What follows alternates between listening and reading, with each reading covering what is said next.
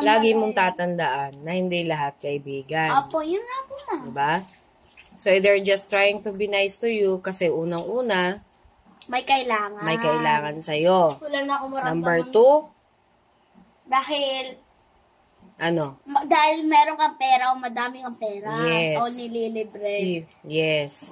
Number 3, Ito pa.